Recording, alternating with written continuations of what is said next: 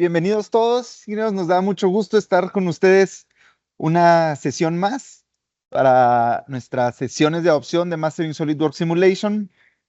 Nos da mucho gusto ver la continuidad que están teniendo con estas sesiones. Ustedes ya saben que estas sesiones están siendo grabadas, ya conocen el foro, el espacio en donde se están alojando. Y si no es así, al finalizar esta sesión les vamos a hacer llegar un correo electrónico con el enlace al foro donde estamos alojando las grabaciones de estas sesiones. Hasta el momento, hasta el día de hoy, ya están las 4 sesiones anteriores, la grabación del video, el material que hemos estado utilizando en las presentaciones también está ahí. Y bueno, también es un espacio para que puedan ustedes compartir dudas, comentarios, preguntas o cuestiones relacionadas a simulación del tema visto en la sesión. Podemos también utilizar ese foro para continuar con estas conversaciones. Bien, vamos a continuar con la sesión que tenemos programada para el día de hoy, que en esta sesión vamos a hablar del mallado. Está aquí Miguel Briceño y Leonardo Durán. Bienvenidos, Mike, Leo, quienes también estarán desarrollando este tema junto conmigo.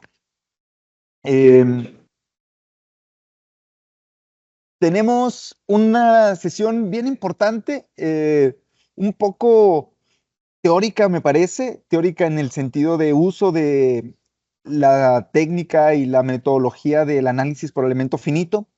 Consiste y vamos a hablar acerca del mallado, ¿sí? Esta es nuestra quinta sesión.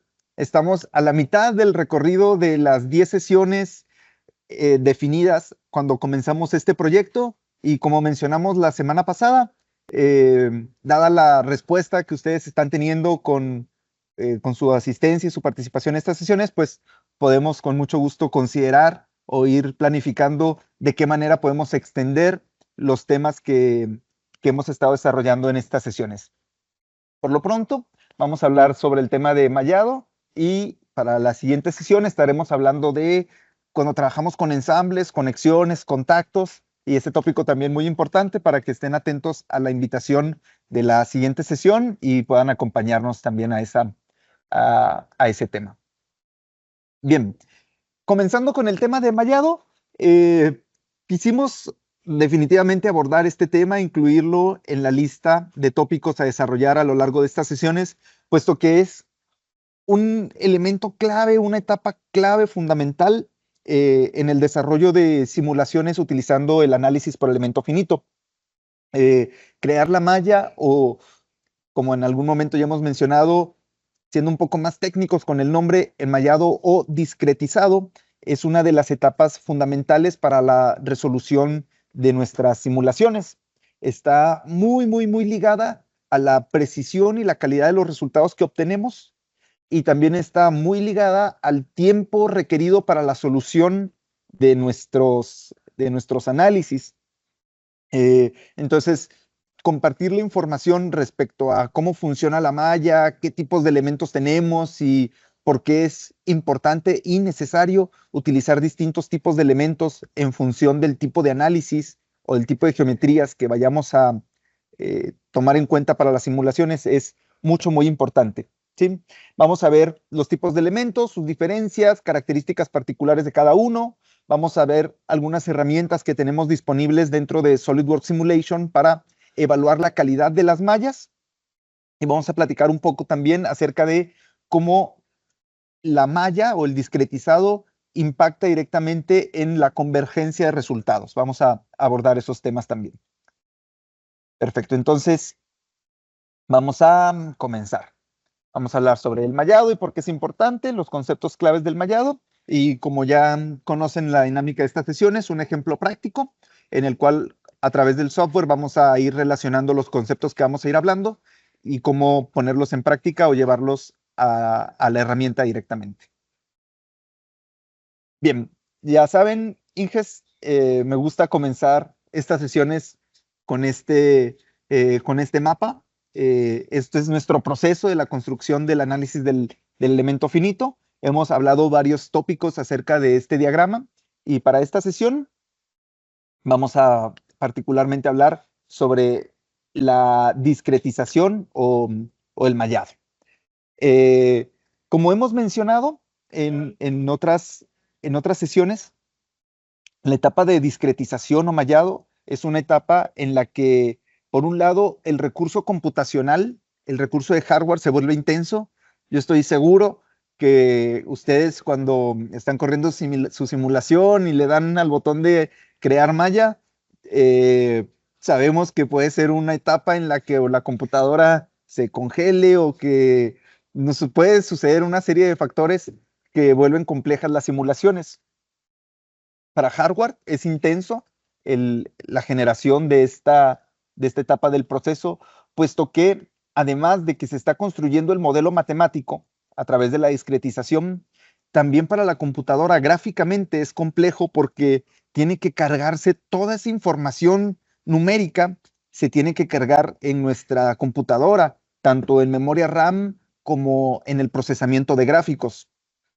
Entonces se vuelve complejo desde el punto de vista de la creación numérica de esa serie de ecuaciones, como también el procesamiento y la generación de la información gráfica que tenemos que visualizar o visualizamos en nuestra computadora.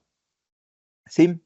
En este proceso de discretización es cuando se hace la representación del modelo continuo a un modelo discretizado.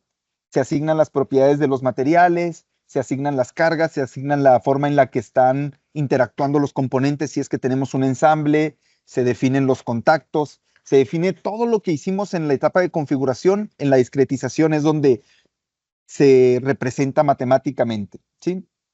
Como mencioné hace un momento, la precisión de los resultados depende muchísimo del tipo y la calidad de la malla. También, por supuesto, de los tiempos de solución que se requiere para la generación de nuestros resultados. Muy bien. Esto es como contexto acerca de por qué es importante la generación de la malla y pues gráficamente lo podemos visualizar de esta manera.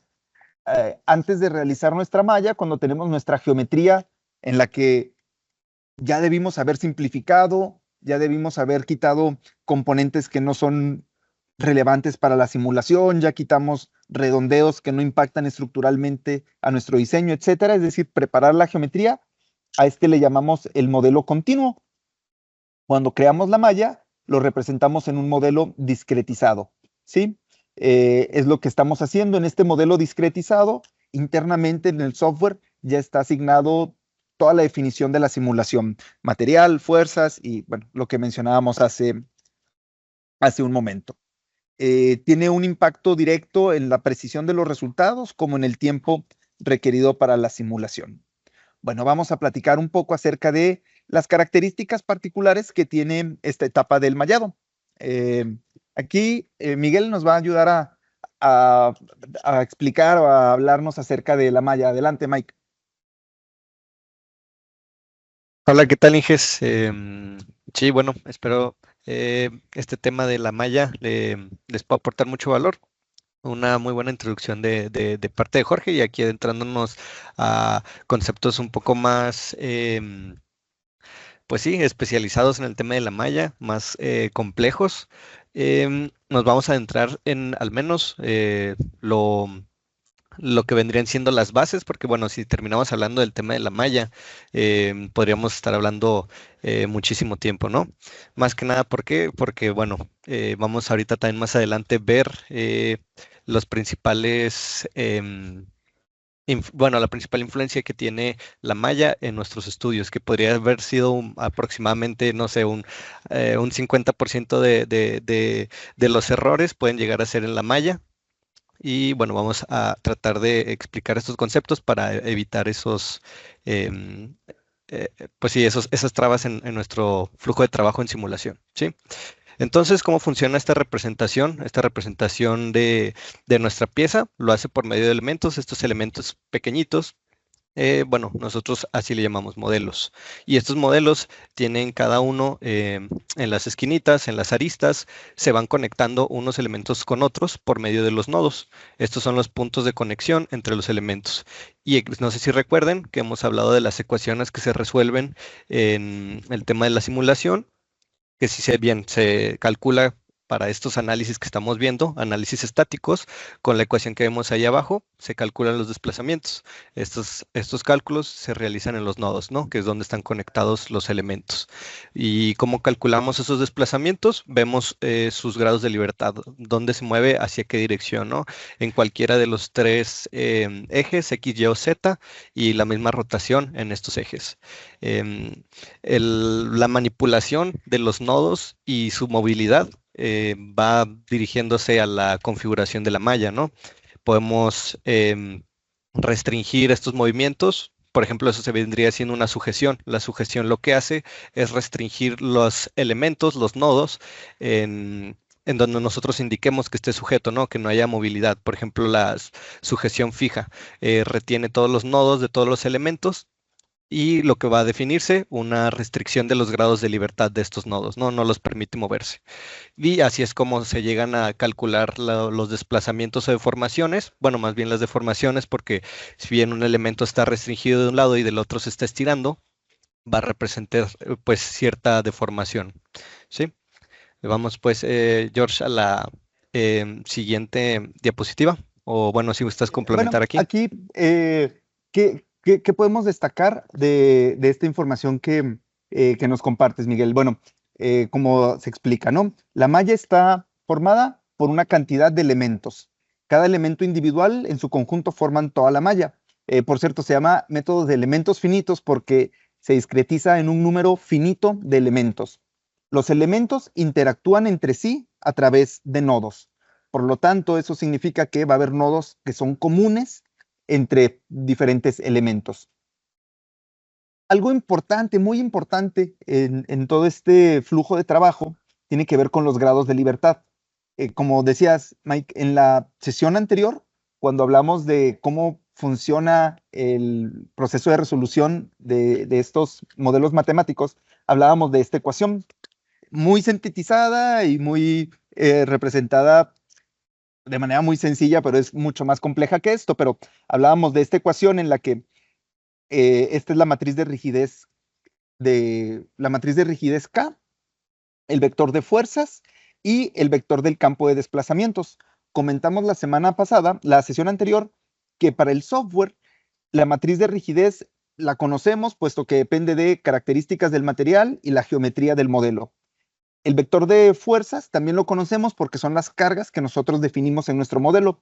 Y lo que no conocemos es el campo de desplazamientos. Ese campo de desplazamientos son las incógnitas que resuelve el solver. Y esas incógnitas son la capacidad de desplazarse de cada nodo. ¿Sí?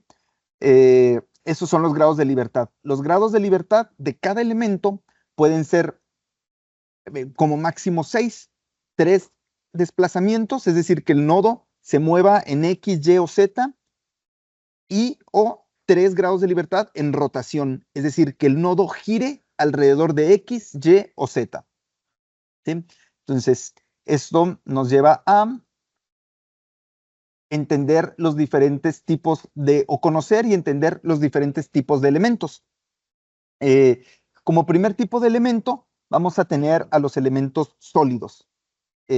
Los elementos sólidos, su forma es tetraédrica. Un tetraedro es una figura geométrica, es como una pirámide de base triangular, ¿sí? Aquí está representada, se fijan, es una pirámide de base triangular en la que existen en los elementos sólidos, a su vez, dos tipos de elementos, los de primer orden y los de segundo orden. Los de primer orden, también conocidos como calidad borrador. Ahorita con Miguel, que veamos el ejemplo, vamos a ver cómo cuando configuramos la malla, hay una opción que nos permite ponerlo como calidad borrador. ¿Qué significa eso de calidad borrador? Pues estamos utilizando una malla o estamos generando una malla en la que los elementos sólidos tienen 4 nodos, ¿sí? Se fijan, este es el elemento tetraédrico, perdón, y en cada arista del elemento está representado el nodo con este punto rojo. Los elementos de segundo orden, hablando de los elementos sólidos, son de igual manera elementos tetraédricos, pero tienen 10 nodos, ¿sí? Además de los nodos en cada vértice del elemento, hay un nodo intermedio entre cada arista de los elementos. Cada una de estas pirámides es uno de los elementos chiquitos, ¿sí? Que están dentro de la malla. Entonces, ¿cómo están interactuando cada elemento? Ya lo hablamos, es a través de los nodos. Entonces, si vamos relacionando ideas que hemos estado platicando y estamos diciendo que los grados de libertad es la capacidad del nodo de moverse y estamos hablando que una malla de segundo orden o de alta calidad tiene muchos nodos, pues esto implica lógicamente que van a ser más grados de libertad, porque hay más nodos, por lo tanto cada nodo tiene más grados de libertad y en su conjunto se vuelve un modelo numérico más grande, más robusto, más preciso, pero también más robusto, ¿sí? En tiempo de solución, procesamiento de hardware, etcétera. Algo importante aquí también a mencionar, muy importante con los elementos sólidos, es que este tipo de elementos solo tienen 3 grados de libertad, que son únicamente en traslación. Es decir, los nodos de estos elementos solo pueden desplazarse, ¿sí? Moverse a lo largo de X, de Y o de Z. Bien, estos son los elementos sólidos. Inges, acuérdense, tienen el panel de chat y preguntas y respuestas por si quieren comentarnos algún tema o alguna pregunta que tengan de lo que vamos explicando, lo pueden hacer por ese panel. El siguiente tipo de elementos van a ser los elementos de superficie. Mike, ¿nos platicas de los elementos de superficie? Sí, seguro. Mira, y aprovechando también lo que comentas aquí el chat, a mí me gustaría también preguntarles, Inges, a los que están aquí presentes, si ustedes también utilizan chapa metálica y si utilizan el complemento de Weldments. Bueno, estos dos, ¿no? Superficies, bueno, chapa metálica y ya sea con superficies y los de Weldments. ¿Por qué esta pregunta? Porque, bueno, directamente estos elementos diseñados con chapa metálica y con estructuras se transfieren a simulation con un tipo de malla específico. Por ejemplo, en el caso de la chapa metálica y de las superficies, trabaja con estos elementos en el que se visualiza nada más la carcasa de lo que vendría siendo la superficie o nuestra chapa y trabaja estos elementos que si bien podemos ver que tanto de calidad borrador y alta calidad tienen menos nodos. Lo que esto, bueno, significa que son menos carga para la computadora y también, pues bueno, mantener una forma de trabajo precisa, ¿sí? Entonces, estos elementos, al ser, como pueden ver, ya no son 3D, son planos. ¿Por qué? Porque va sobre una superficie, sobre una tipo carcasa, tiene que tener más grados de libertad para poder resolver los mismos cálculos, para poder llegar a los mismos resultados a los que llegan los elementos sólidos con más movilidad por parte de los nodos.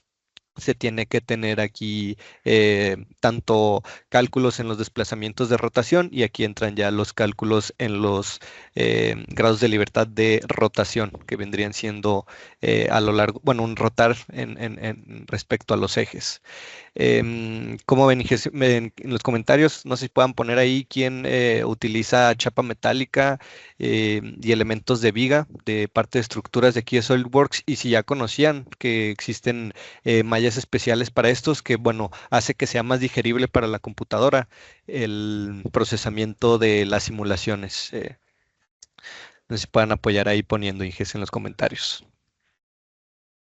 En lo que nos comparten eh, sus, sus experiencias con el uso de estos elementos o si trabajan con chapa metálica, es importante mencionar que podemos ir ya deduciendo que si tenemos geometrías, si estamos diseñando con geometrías que tienen un espesor relativamente delgado y que tienen un espesor constante a lo largo del diseño, por ejemplo, las chapas metálicas, el sheet metal o las superficies, es muchísimo más eficiente trabajar con este tipo de elementos, puesto que requiere menos intensidad y procesamiento de cálculo para resolver estos modelos.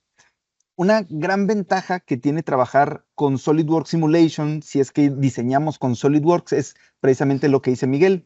Si desde el punto de vista de diseño estamos utilizando los módulos de chapa metálica, cuando creamos una simulación, automáticamente el software va a pretender utilizar elementos de este tipo, de superficie o de cáscara, para generar la malla de nuestros elementos. Eh, por otro lado, si utilizamos sólidos importados, por ejemplo, aunque geométricamente representen una chapa metálica, si es un sólido importado, el software no lo va a tratar de manera automática como una superficie. Y ya bueno, vemos cómo en el chat nos empiezan a compartir que hay personas que trabajan con chapa metálica. Seguramente, aquí Samuel, cuando tú generas un estudio de este tipo de geometrías, te das cuenta que el software automáticamente le asigna un tipo de malla distinta. Entonces, bueno, aquí podríamos profundizar mucho en las características de este tipo de elementos, solo estamos dando una introducción.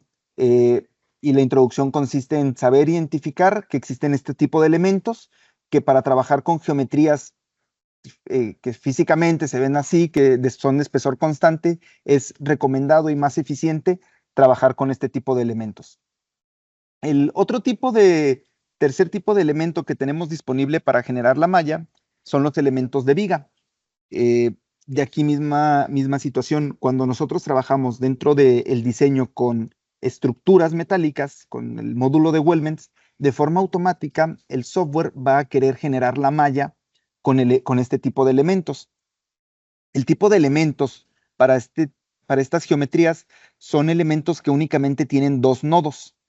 Eh, estos dos nodos tienen 6 grados de libertad, de igual manera que los elementos de superficie. Si nos damos cuenta, estos elementos geométricamente son unidimensionales, porque solo es una línea, ¿sí? A diferencia de los elementos de superficie que son bidimensionales, están en un plano, y a diferencia de los elementos sólidos que son tridimensionales, es una geometría en 3 dimensiones. También algo muy importante a mencionar y tener claro, tener presente es que independientemente de que estemos utilizando elementos de superficie o elementos de viga, el software internamente va a asignar las características de las propiedades físicas que tenga nuestra geometría. Por ejemplo, si estoy trabajando con chapas metálicas, aunque el elemento sea plano, no tenga espesor, el software internamente va a saber cuál es el espesor de la lámina que estoy utilizando. Es decir, tal vez estoy utilizando una lámina calibre 10 o calibre 12 con distintos espesores. Independientemente de que el elemento sea plano, el software va a saber cuál es el espesor de esa chapa, de esa lámina. Lo mismo va a suceder cuando trabajamos con elementos de viga. No es lo mismo tener un PTR de determinadas dimensiones a tener un perfil circular, por ejemplo. Entonces, independientemente de que el elemento en la malla sea unidimensional, el software internamente va a conocer las propiedades de sección transversal. Es algo que pues nos está representando de una manera simplificada el elemento, pero sin dejar de tomar en cuenta las propiedades geométricas que tiene nuestro modelo, ¿sí? También un escenario común y necesario tomar en cuenta cuando hacemos simulaciones, sobre todo de ensamblajes, es que va a haber escenarios, Inges, en los que tenemos que trabajar con mallas mixtas. ¿Qué es una malla mixta? Es cuando tenemos distintos componentes que se van a mallar con distintos tipos de elementos. Puede ser que yo tenga elementos que se necesiten generar con una malla de elementos sólidos, pero dentro de ese mismo ensamble o de ese mismo arreglo, elementos que se tengan que mallar con elementos de superficie y otros elementos que se tengan que mallar con elementos tipo viga. Gestionar y trabajar nuestras simulaciones con elementos de malla, con mallas mixtas es algo necesario para poder resolver simulaciones en las que tenemos una gran cantidad de componentes y que se requiere tratar de manera particular cada tipo o cada pieza, cada componente del ensamble en función de la geometría que tenga y utilizar el elemento más apropiado para ese tipo de geometría. Creo que sería muy bueno, Miguel, si nos consideramos una sesión adicional a lo que estamos considerando para trabajar malla mixta. Estén atentos, Inges, creo que es un tema que va a ser de mucha utilidad, el tema de malla mixta. Sí, porque, bueno, retomando eso, si bien puede parecer ahí bonito pensar que, pues puedo utilizar estos elementos para simplificar mi simulación, tener elementos menos cargados de nodos, menos cargados de costo computacional, pues bueno, luego entran este tipo de retos que es bueno, si tengo un elemento unidimensional con un tridimensional, pues ahora cómo lo conecto uno con otro. Ese es el principal reto de las mallas mixtas que bueno, no sé si han encontrado por ahí alguna vez ese reto, que pues no es realmente sencillo, se requiere cierto conocimiento, pero sí, estaría muy bien realizar ahí posteriormente una sesión justamente de una malla mixta donde se vean las técnicas para conectar estos elementos correctamente. Sí, bueno, Así es. igual, Perdón, Mike, hay un sí, adelante. comentario, una pregunta de Fabricio que tiene que ver con qué pasa cuando asignamos o personalizamos nuestras librerías con elementos tipo viga, por ejemplo, un tubo de cédula que tiene dimensiones particulares. Eh, bueno, es posible, lo hemos hablado de esto, lo de personalizar librerías de elementos estructurales no necesariamente tiene que ver con simulación, tiene que ver con los módulos de diseño de SolidWorks, que es una práctica muy común y muy recomendada personalizar nuestras librerías. Si yo doy de alta, Fabricio e ingenieros en general, si yo doy de alta un elemento personalizado en mis librerías de Weldments, lo que estoy haciendo es, estoy guardando el tipo de perfil que voy a asignar para el diseño de mis estructuras. Si nosotros estamos guardándolo como perfil estructural y lo utilizamos para diseñar nuestros proyectos, nuestros diseños, y luego creamos una simulación, automáticamente el software le va a asignar las propiedades físicas a ese elemento. ¿Sí?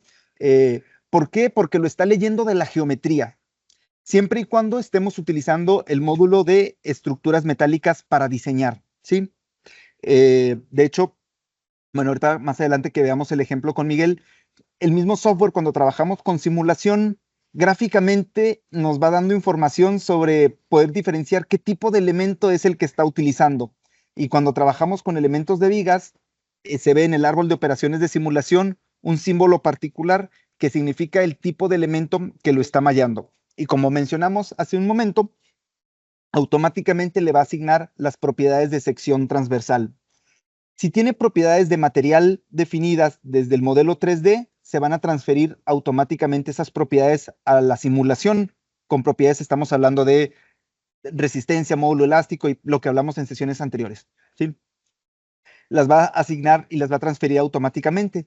Y también tenemos la posibilidad de sobreescribir o asignar un material diferente para probar distintos materiales en la simulación. ¿Sí? Fabricio, no sé si con esto queda resuelta tu pregunta. Si nos compartes también, por favor, en el chat, si queda claro o abordamos más en este tema. Bien, Mike, tú te das esta pregunta aquí definida en la estructura de la sesión. Sí, ok, bueno, ya también para ir aterrizando, porque a lo largo de las sesiones hemos mencionado mucho el tema de de la malla, pero nunca hemos adentrado a detalles. Y que bueno, sabemos lo que sucede en la malla al resolver las simulaciones. Como les digo, le hemos mencionado varias veces esta ecuacioncita muy simplificada que se ve en los nodos. Quisiera ver ahí la percepción que también tienen ustedes respecto a la malla. ¿Qué ocurre si seguimos refinando la malla sin control? ¿Qué nos referimos con refinamiento?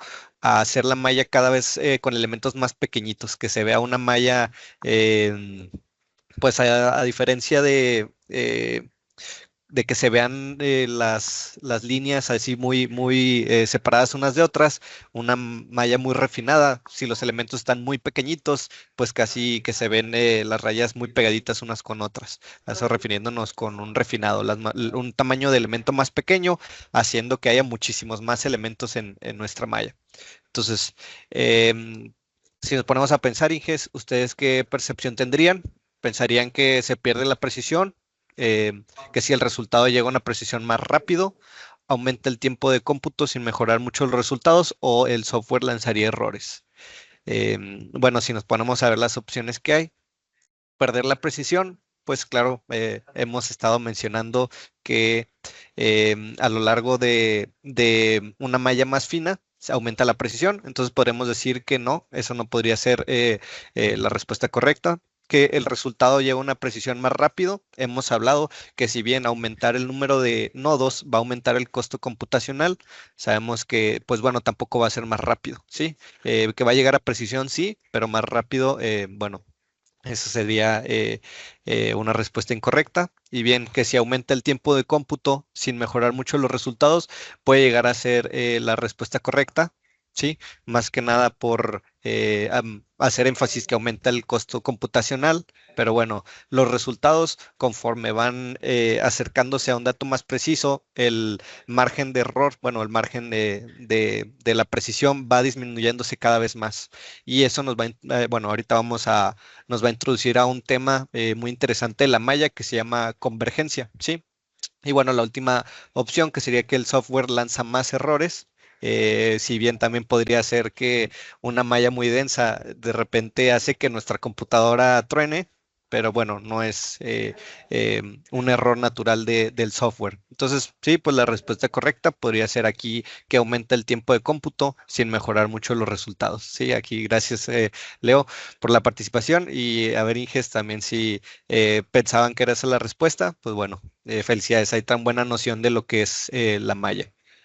Sí. Y esto, pues como dice, está muy relacionado a este proceso que se llama identificar la convergencia. Y esto nos lleva a reflexionar y tener presente, tener claro en que tenemos que siempre mantener un equilibrio entre le llamamos densidad. La densidad de la malla es qué tan pequeños son los elementos, eh, tener ese buen balance entre la densidad de la malla, la precisión de los resultados y sobre todo saber poder identificar en qué zonas del modelo es conveniente tener refinamientos. Como ya nos podemos ir dando cuenta, sobre todo con este tema de el recurso computacional que implica, hacer un refinamiento global de mi modelo no es una buena práctica, no es una buena manera de poder generar nuestras mallas. Hay que ir haciendo refinamientos en las zonas de especial interés en nuestros modelos. Creo que aquí se resume esto que estamos platicando. Más elementos es igual a más nodos, es igual a más grados de libertad, es igual a más incógnitas, por lo tanto son más ecuaciones que resolver. Mallas muy densas, es decir, muy finitas, son muchos grados de libertad, es más precisión, pero también a un mayor costo computacional. Entonces, aquí está resumido lo que estamos hablando. Tenemos que encontrar ese balance, ese equilibrio en nuestra densidad de la malla respecto a los resultados que estamos obteniendo. Bien, con esto, bueno, vamos a la última parte de conceptos teóricos para pasar al ejemplo práctico. Aproximación progresiva de los resultados. Esto tiene que ver mucho con la convergencia de resultados. Mike, ¿cómo es este proceso? Ok, sí, bueno, como vimos ahorita en el ejemplito de la pregunta, les digo que la respuesta correcta nos iba a aproximar hacia un tema, que se llama convergencia. Sí, la respuesta correcta que decía que aumentaba, bueno, aumentaba el tiempo de cómputo sin mejorar significativamente la precisión. ¿Esto por qué? Este es un fenómeno que resulta al trabajar con los elementos de mallado, que podemos comenzar con un tamaño de malla algo pues grande y que nos va a dar pues ciertos resultados, pero conforme vayamos aumentando el tamaño, se va acercando hacia una precisión pues lo más realista posible, cada vez más llegando pues aproximándose a una asíntota, ¿no? Que esta asíntota sería el resultado ideal. Entonces, bueno, ¿por qué es importante este tema? Porque si bien queremos resultados precisos, pues realmente no podemos estar queriendo obtener resultados precisos en todas las simulaciones que vamos a hacer.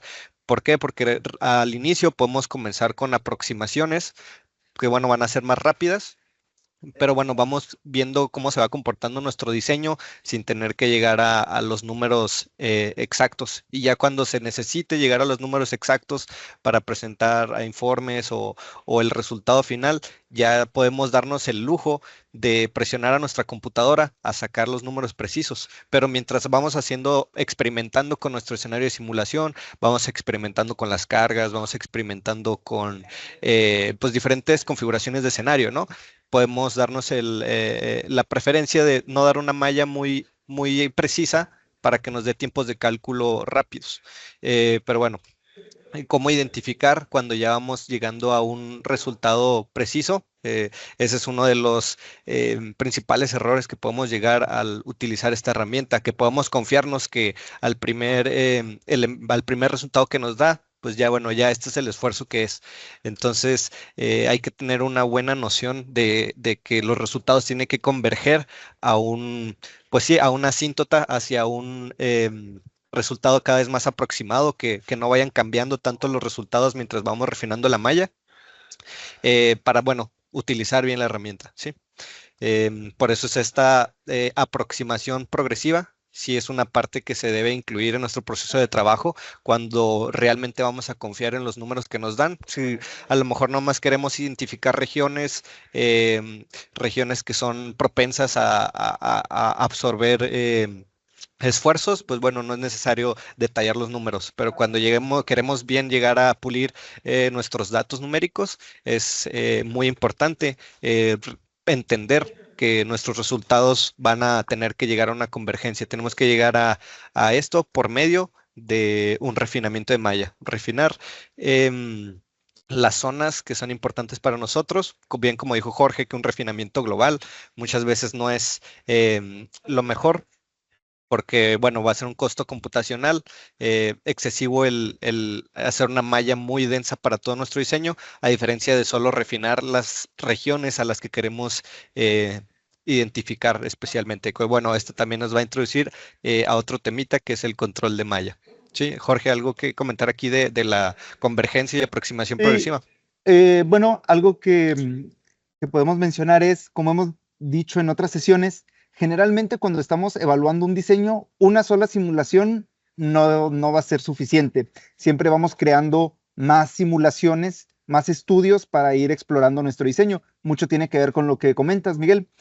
Comenzamos con mallas tal vez de calidad de borrador, con mallas no muy finas y progresivamente vamos agregando detalle a nuestras simulaciones.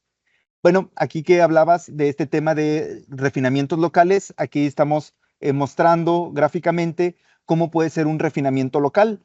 Tal vez me interesa a mí evaluar zonas particulares en mi modelo en los que definitivamente necesito tener una malla más fina, con mayor densidad. Entonces, es una buena práctica ir utilizando estos refinamientos locales.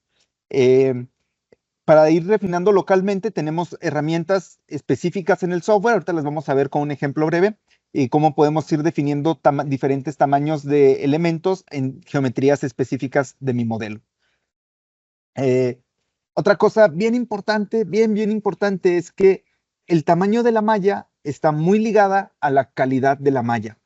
Eh, un elemento, podemos hablar de un elemento ideal, un elemento perfecto, es en el que todos los lados de su elemento son iguales.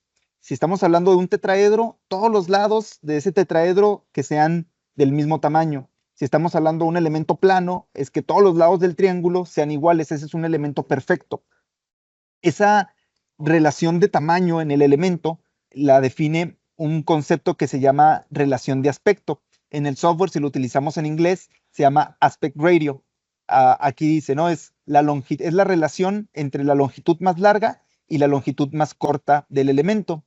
El elemento ideal es 1. ¿Qué significa que sea 1? Que la longitud más larga entre la longitud más corta es 1, pues por lo tanto son iguales, ¿no?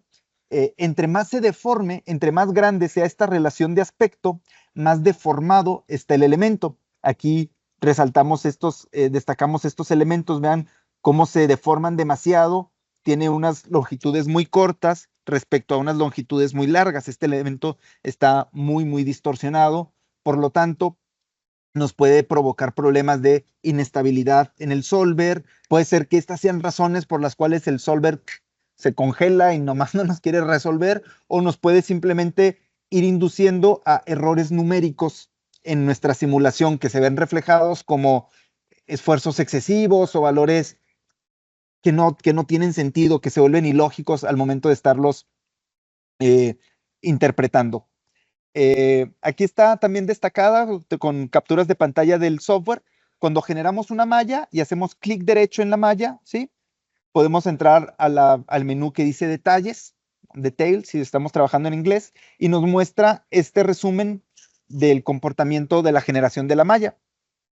Si se fijan, aquí nos va a empezar a hablar de algunos temas que hemos estado mencionando: el tamaño del elemento, la calidad de la malla, en este caso es high quality o calidad alta, acuérdense, había borrador y calidad alta, el número total de nodos, el número total de elementos, la relación de aspecto máxima, etcétera, ¿sí? Todos estos detalles que hemos estado platicando. Ahorita lo vamos a ver con un ejemplo, cómo generar esa información. Aquí tenemos un ejemplo también de un análisis de la calidad de la malla utilizando el parámetro que mencionamos hace un momento, el coeficiente de aspecto, el aspect ratio, y nos ayuda a identificar elementos pues altamente distorsionados, altamente deformados. Vamos a ver también cómo podemos generar estas gráficas de evaluación de calidad de la malla. Bien, y antes de pasar a nuestro ejemplo, Mike, está el tema de singularidades. Y bueno, el tema de singularidades también es muy importante respecto a la malla porque eh, mm, muchas veces no conocemos este fenómeno que sucede en las herramientas de simulación y que puede ser realmente un pues dolor de cabeza a la hora de querer obtener resultados reales.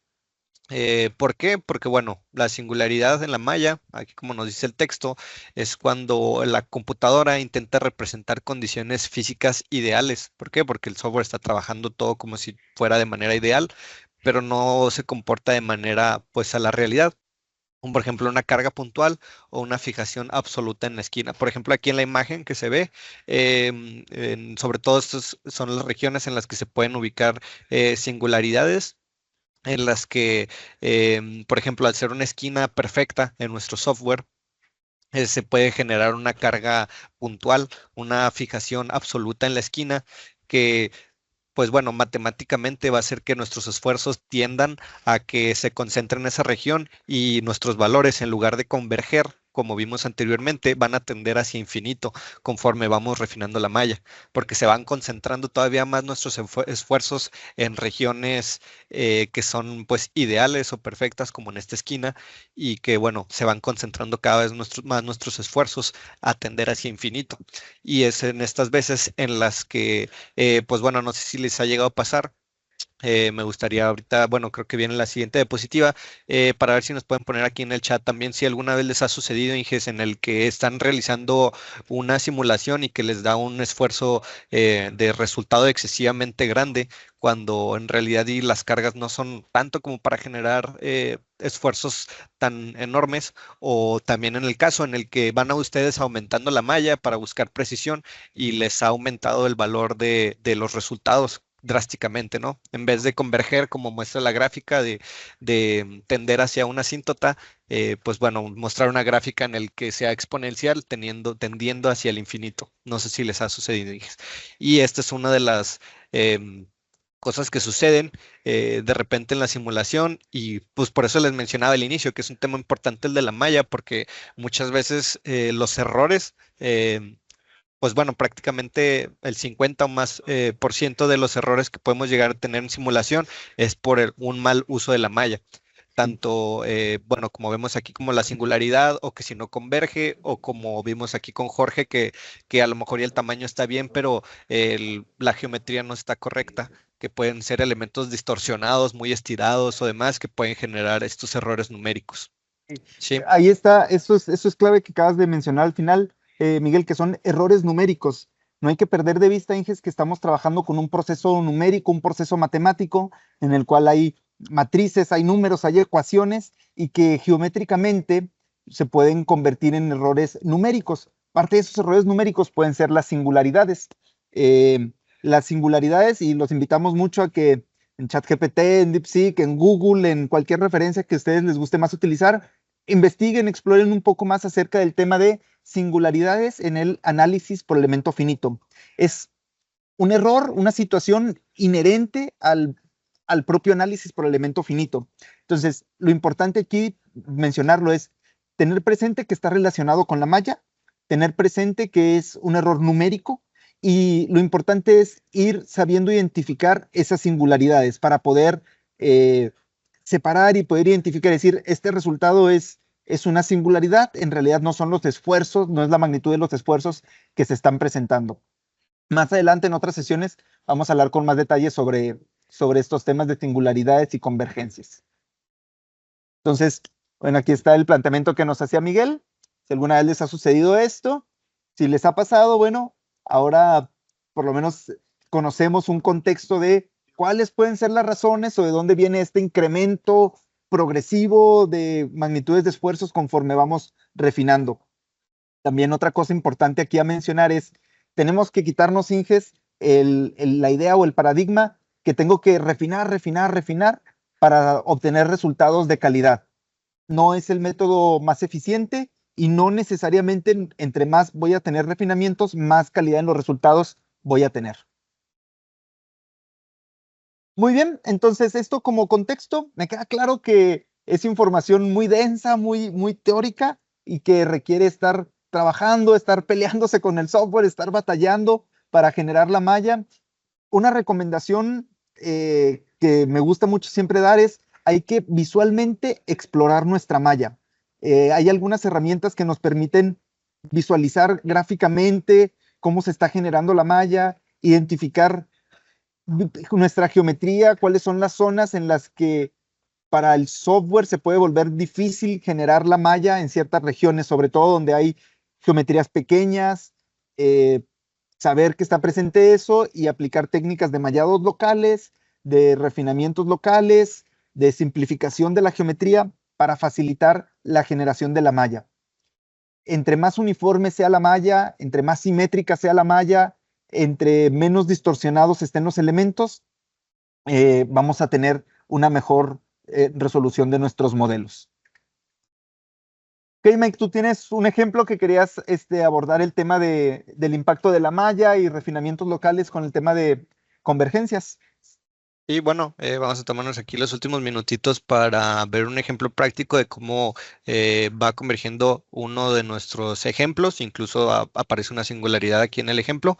Le vamos a dar un poquito rápido para pues ya no quitarles más del tiempo programado que ustedes nos proporcionaron, que fue 1 hora. Pero igual, Inges, lo que vieron a lo largo de las diapositivas de imágenes respecto a la malla son herramientas dentro del mismo SolidWorks que nos ayudan a hacer estos análisis. Por ejemplo, el de los elementos distorsionados lo hace el mismo SolidWorks. Y por ejemplo, este de la singularidad, identificarlo, lo hace el mismo SolidWorks, y que si ustedes en algún momento quieren llegar a utilizar o realizar estas herramientas de análisis, pues bueno, estamos a la disposición también ahí de apoyarlos en pues llevar un análisis para su malla correcto, ¿sí? Bueno, entonces aquí les voy a compartir ahora yo pantalla eh, de SolidWorks.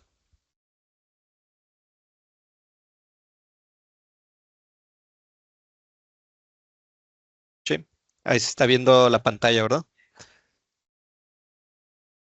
Ok, bueno, si ven aquí, bueno, de repente se prenden los simbolitos, pero si ven aquí es un bracket simple de los que, bueno, hemos hecho algunos ejercicios y posiblemente sigamos haciendo. Y bueno, el escenario está conformado por una sujeción de este lado. Tiene aquí bien sus perforaciones para los tornillos, pretendiendo que va a estar sujeto de este lado y que va a tener una carga en esta sección de la pieza de esta manera, ¿sí? El material ya está asignado. Respondiendo también aquí a la pregunta que nos puso Fabrizio, aparece eh, el material se puede asignar desde la parte del diseño de diseñar nuestra pieza y al momento de transferirlo a un nuevo estudio, si le damos un nuevo estudio, se va a se va a transportar el material directamente también aquí a nuestro estudio de simulación. Entonces, si lo pones ahí en tu librería y se le asigna ese material a tu pieza, al momento de generarle el estudio, también le va a mantener el el material que le asignaste a tu perfil de estructuras. Bueno, a esta pieza se le puso una malla, entonces aquí le guardé el nombre, una malla de tamaño de 6 milímetros, que vendría siendo no muy fina, algo pues que solo es representativo, que se ve bien, que a lo mejor y sí arroja resultados aproximados. Pero bueno, nos encontramos también que aquí tiene una esquina, como mencionamos ahorita, que puede generar singularidades. Entonces, pues bueno, aquí vamos en el ejemplo, a ver cómo van modificándose nuestros resultados conforme experimentamos con otros tamaños de malla y bueno, si tiende a alguna singularidad y cómo solucionarla, pues. Entonces, aquí podemos ver ya el estudio se ejecutó, nos entregó un esfuerzo de 37,8 megapascales en el trazado de von Mises, ¿sí? Se alcanza a ver que sí, pues como debe ser, ¿no? La región de concentración del esfuerzo es aquí en donde está el ángulo y nos da estos resultados. Que si nos pasamos a un estudio en el que pues sí, se copió todo lo mismo del escenario, pero que se le aplicó una malla diferente. Podemos ver aquí la malla, que es de 3 milímetros, la mitad del tamaño de la malla. Se ve ya un poco más concentrado de elementos, se ve más denso término de densidad de la malla y nos arroja los siguientes resultados en los esfuerzos von Mises. A pesar de tener la misma carga, aumentó hasta 49,2 el esfuerzo de von Mises. ¿Sí?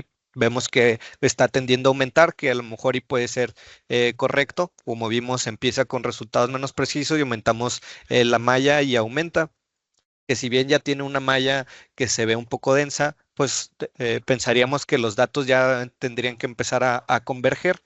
Pero bueno, en este otro estudio se le aplicó la malla con el mismo tamaño y aparte se le agregó un control de malla, que vimos que es el refinamiento en regiones específicas. Como ven, la malla parece la misma, pero en la región en la que queremos, que es nuestra zona de interés, se ve una malla todavía más fina, ¿sí? Se ven los elementos ya mucho más pequeños y vamos a ver qué resultados nos arroja la simulación, ¿sí? Que vendría siendo que aumentó hasta 89,5 el esfuerzo en Mises. Como ven, se ha ido duplicando, lo que pues bueno, nos está indicando aquí que puede ir, bueno, que se está comportando en lugar de llegar a una convergencia, se están alejando nuestros datos y cómo identificar cuál es el verdadero, Inges. Bueno, incluso para empezar, les mostraba también en las diapositivas, se vio una captura de cómo aparece cuando se identifica una singularidad. Vamos a mostrar aquí cómo se genera. Si le damos aquí en resultados, clic derecho en resultados y aparece este trazado, Stress Hot Spot. Sí, este nos va a identificar zonas de concentración de esfuerzos en el que los cambios son muy drásticos, ¿no? Entre un elemento y otro. Esto significa que si bien la geometría debería tender a concentrarse en ese punto, pues identificar que estas concentraciones no sean excesivas, ¿sí? Por eso tiene incluso aquí un factor de sensibilidad para, pues bueno, nosotros identificar qué tanto esté ese cambio entre un elemento y otro. Eh, y bueno, nosotros aquí le damos nada más en ejecutar, en correr este diagnóstico y bueno, el software lo hace en automático identificar si hay regiones en las que se concentra, ¿sí? Como ven aquí, esta es la captura que viene en la diapositiva y aquí nos está indicando que se detectó un punto en donde existe esta gran diferencia de numérica entre los elementos, ¿no? Que se está concentrando demasiado en un punto. Y ya podríamos decir que aquí tendríamos una singularidad, ¿no? Que en esta esquina se está formando la singularidad. Sí, algunas de las recomendaciones que se tienen para evitar las singularidades es utilizar redondeos. Si bien les hemos dicho que los redondeos consumen más costo computacional, muchas veces en los que hay esquinas internas donde los esfuerzos se van a concentrar así, si es pues necesario agregarlas si queremos llegar a datos más precisos. Pero bueno, es cuestión de ubicar bien las regiones antes de empezar a aplicar estas redondeos. Sí, Jorge, adelante. Sí, algo, le acabas de dar un punto bien, bien importante, Mike, que tenemos que tener siempre presentes. Hemos estado hablando mucho de que es importante simplificar las geometrías y que muchas veces simplificar implica quitar redondeos. Sin embargo, los redondeos que generalmente son los que es importante remover son los redondeos externos. Por ejemplo, si tuviéramos un redondeo en las esquinas externas de la geometría, esos, pues tal vez eso no es importante. Sin embargo, hay redondeos que, es más, incluso es recomendado y necesario tener, como por ejemplo, esquinas, aristas a 90 grados, en las que es una de las zonas en las que más frecuentemente suelen aparecer singularidades. Aquí esta herramienta que acabas de usar, Mike, es una gran herramienta que nos ayuda a remover esos elementos de la interpretación de los resultados y poder explorar sin singularidades. El camino largo, el camino a pie, es ir poniendo redondeos, ir refinando esos redondeos hasta encontrar la convergencia, pero es una gran, gran herramienta y también tener presente que estas zonas de ángulos a 90 grados, esquinas encontradas, son muy propensas a presentarse singularidades. Sí, sí, de hecho el trazado incluso hasta nos identifica los elementos a los que están sobrepasando ese cambio drástico en los valores numéricos a pesar del factor de sensibilidad que se le ajusta. Pueden ver los pinta hasta de otro color, como dice Jorge, como con la necesidad de estar excluidos del análisis, ¿no? Y bien, como les decíamos que la buena práctica de evitar estas singularidades es por medio de redondeos. Acá se hizo un estudio ejerciendo lo que vienen siendo la misma pieza, pero con un redondeo en esta esquina interna, ¿sí? Entonces podemos ver también la malla, en este caso, es, ok, no se guardaron no se guardó la malla, hay que juntarla otra vez.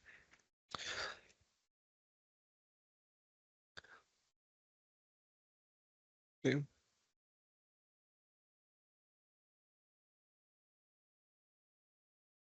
Ok, aquí está la malla.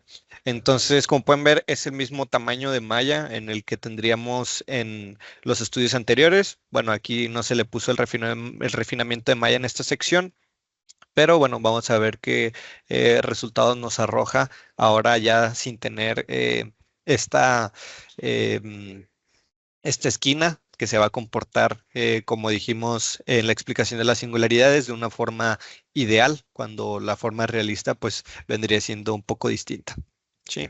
Y de una vez también ahorita, una vez ejecutado el estudio, ver cómo nos arroja el mismo análisis de identificación de estos singularidades. Como pueden ver, tenía la misma malla y bajó hasta 43.11, lo que puede indicar que ya después del refinamiento que le hicimos en la arista específica fue donde empezó a tender hacia infinito en una gráfica de convergencia. ¿Sí?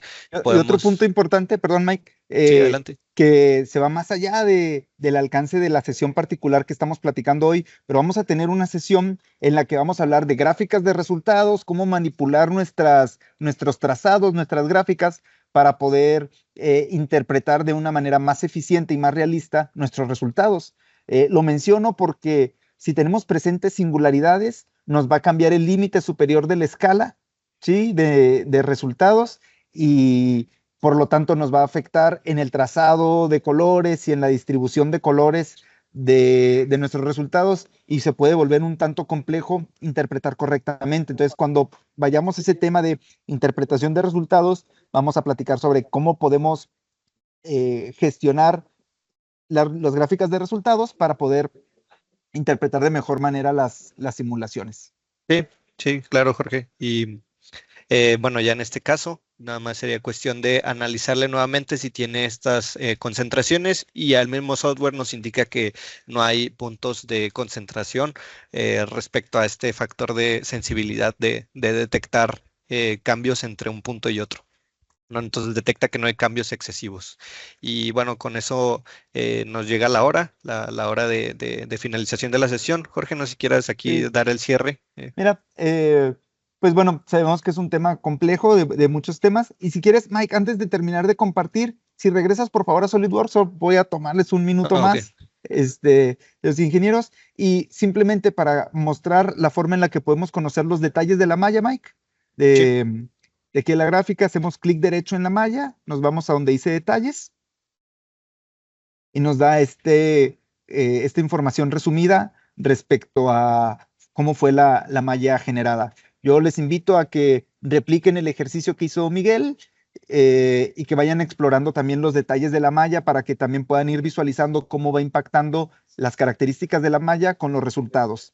También, y por último, podemos ver la calidad de la malla, tal vez generar uno de relación de aspecto. Mike, una gráfica de relación de aspecto de la malla.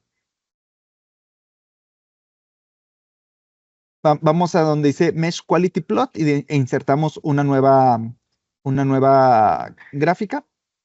Y aquí podemos seleccionar qué tipo de gráfica podemos generar. La malla, aspect ratio, jacobianos, ¿sí? Cuando la creamos, nos va a dar esta gráfica en la cual nos está mostrando con esta relación y esta degradación de colores sobre los elementos y su relación de aspecto. Acuérdense, los elementos ideales son los que tienen una relación de aspecto de 1 y entre más grande sea este valor de relación de aspecto, más distorsionado está el elemento. Entonces son recursos que tenemos disponibles para evaluar la calidad de la malla, para poder identificar si necesitamos refinamientos locales o eh, algún tratamiento adicional hacia nuestra malla. Inges, acuérdense que esto va a estar esta sesión va a ser grabada y va a ser compartida para que la puedan ver con más detalle. También me gustaría crear algún contenido más detallado sobre algunas herramientas que usamos, que todo eso lo vamos a alojar en el blog para que puedan consultarlo. Con esto estaríamos finalizando nuestra quinta sesión trabajando con Maya. Aquí tienen las sesiones siguientes que vamos a tener, ingenieros. Les agradecemos mucho su tiempo, su participación. Estén pendientes de nuestra próxima sesión. Consulten el blog donde estamos alojando este contenido y también pueden dejarnos ahí comentarios, preguntas o solicitudes de temas en particular que les gustaría que abordáramos en estas sesiones. Mike, muchas gracias. Nos estaríamos viendo dentro de 15 días. sí. Hasta luego, Inges, que tengan buen cierre de semana, que tengan un fin de semana. Buen fin de semana. Hasta Sí. luego.